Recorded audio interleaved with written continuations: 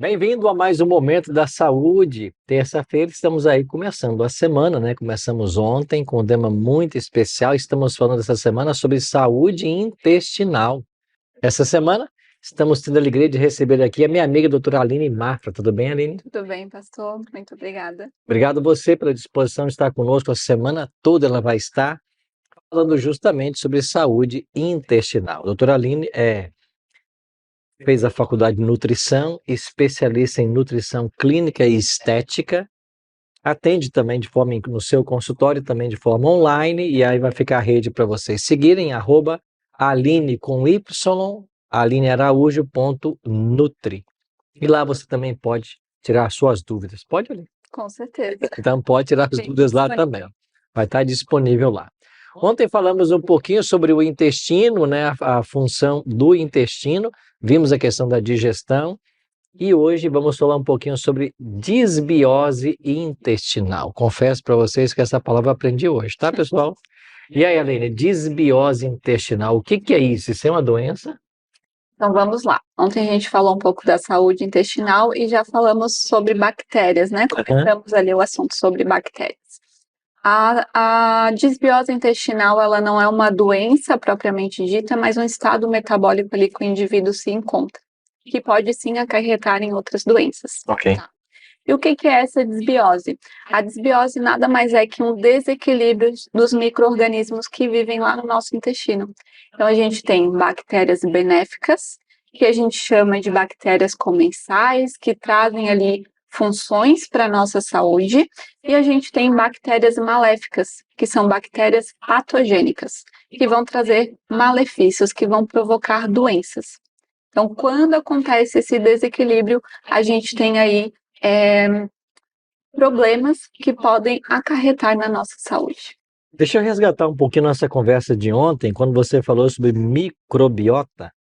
Então, a microbiota seria o ambiente onde essas bactérias vivem e ele deve estar equilibrado. É isso? Exatamente, exatamente isso. As boas bactérias, elas são oriundas do próprio organismo e da alimentação. Isso E as mesmo. más são intrusas.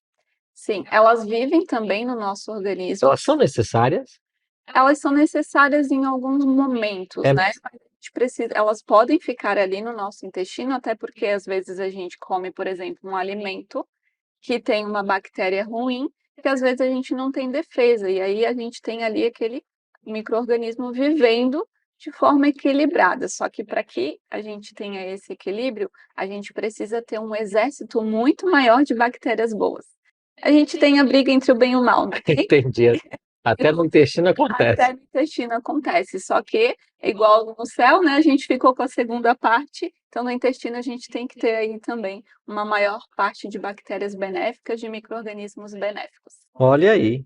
E o que acontece com o intestino no caso se não estão equilibradas essas bactérias? Sim.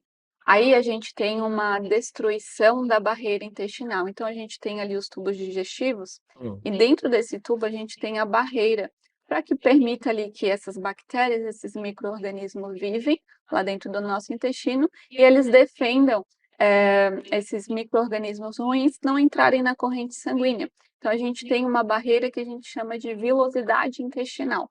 Eu gosto de mostrar essa lâmina aqui, que eu explico para os pacientes. Eu não sei se o pessoal que está em casa vai conseguir assistir, mas se conseguirem, ótimo. Aqui a gente tem o nosso intestino, né, uma porção dele.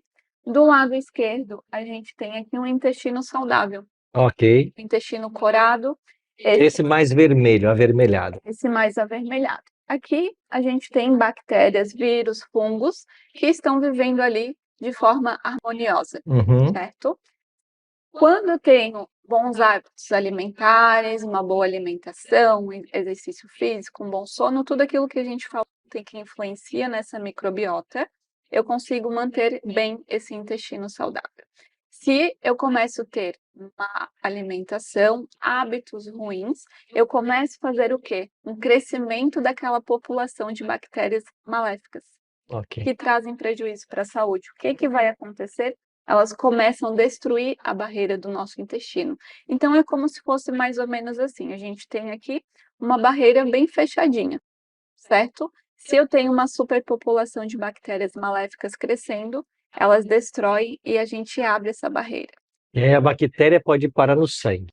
Exatamente. Então, aqui entra os micro-organismos ruins para a nossa corrente sanguínea e ali começa a bagunça toda na nossa saúde. É da onde vem alergias alimentares, o sistema imunológico fica comprometido.